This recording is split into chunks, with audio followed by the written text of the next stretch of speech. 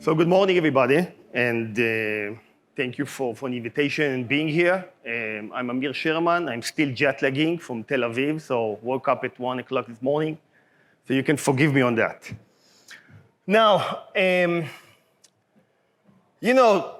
we are at AI event, and we see what happened in AI, and there is a big demand in AI in cloud. We are all using or want to use ChatGPT and how it can change our life.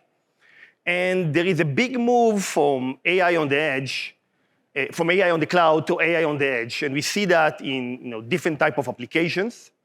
And there is something that even more smaller, that the endpoint AI, even being able to put AI on smaller devices, battery operated, that can last for 10 years. Now, specifically on vision, there are cameras everywhere. There are cameras, cameras connected in cloud applications for smart city application. There are cameras at smart home application, and there are even small cameras that you can put on robots and drones. And the most complex thing here is what technology to choose. Now, I'm coming from the semiconductor industry. We've been working in the semiconductor for 22 years. Everything what I did in my life is choosing and supporting customers to get the right processors and technology for them. And what we are getting every day is customers are coming to us and saying, what is the best or the right technology to choose? And there is no one answer for that, because it depends on your application.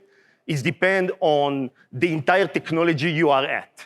And think about it. What we have here today, we have Arm cores, RISC-V cores, Synopsys cores, neural network cores, DSPs, Cadence, latest Arm announcement, Cortex-M MCUs and 85, Cortex-A 64-bit RISC-V, neuromorphic technologies, ZPO technologies, AI accelerator, and there is no more breath in my air.